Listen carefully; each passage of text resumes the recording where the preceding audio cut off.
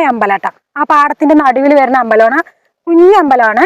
മന്നത്തുകാവ് എന്ന പേര് കേട്ടാ. അപ്പൊ ഞാൻ ഇറങ്ങുന്ന സമയത്ത് നല്ല മഴ ഉണ്ടായിരുന്നു. ഞാൻ വിചാരിച്ചൊന്ന് പോകാൻ പറ്റുമെന്ന്. പക്ഷെ മഴ പോയി. നമ്മൾ കുടയൊക്കെ എടുത്തിട്ട് സേഫ്റ്റി ആയിട്ടാ പോണത്. പോയിട്ട് വരാവാ. അപ്പൊ നമ്മുടെ ഇന്നത്തെ പരിപാടി എന്താന്ന് വെച്ചാൽ ഇതാണ് ഞാൻ പറഞ്ഞ അമ്പലം കേട്ടോ. വന്ന പാടെ തന്നെ നല്ല കാറ്റുണ്ടായിരുന്നു. അപ്പൊ ഞാൻ തിരിയൊക്കെ എടുത്തൊന്ന് സെറ്റാക്കി വെച്ചുകൊണ്ടിരിക്കുക. അതിനുശേഷം കഷ്ടപ്പാട് പോയിട്ട് എങ്ങനെയൊക്കെ ഒരു തിരി ഞാൻ കത്തിച്ചു. എന്നിട്ട് അത് വെച്ച് ഞാൻ എല്ലാവരെയും കൊണ്ട് കത്തിച്ചു കേട്ടോ. ഒരു രക്ഷയില്ല കേട്ടോ, നല്ല കാറ്റുണ്ടായിരുന്നേ.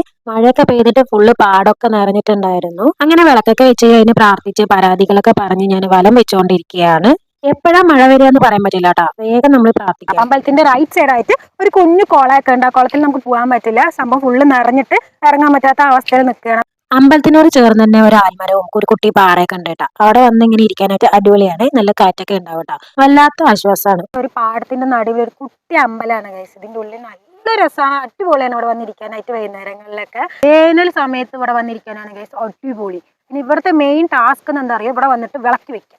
അതൊരു വല്ലാത്ത ടാസ്ക് തന്നെയാണ്. ഫുള്ള് കാറ്റായിരിക്കും. അപ്പൊ നമ്മൾ മനസ്സിൽ എന്തെങ്കിലും പ്രത്യേകിച്ച് ആഗ്രഹിച്ചിട്ട് വിളക്ക് വെച്ചിട്ട് അത് കത്തിക്കഴിഞ്ഞാൽ അത് നടക്കുന്നതാണ് പറഞ്ഞു കേട്ടിട്ടുള്ളത്. അത് ഒരു വിളക്ക് പോരാട്ടോ. ഈ അമ്പലം ചുറ്റും വിളക്ക് വെക്കണം. അതിങ്ങനെ കെടാതെ കുറച്ചു നേരം നിന്ന് കഴിഞ്ഞാൽ നമുക്ക് ആ മനസ്സിലെ ആഗ്രഹം നടക്കുന്നതാണ് പറഞ്ഞു കേൾക്കുന്നത്.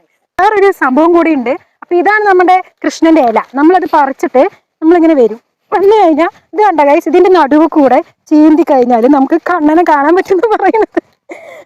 അപ്പൊ നമുക്ക് ഇങ്ങനെ നടുവ് കൂടെ ചീന്തുന്നു ഗൈസ്.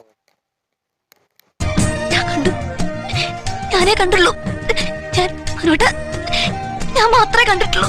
അപ്പൊ ഇനി കുറച്ച് പ്രകൃതിയൊക്കെ ആസ്വദിച്ച വീഡിയോസ് ഒക്കെ എടുത്തിട്ട് ഞാൻ വീട്ടിലേക്ക് പോവാണ് കേട്ടോ. അപ്പൊ ഇന്നത്രേ ഉള്ളൂ. ടാറ്റാ.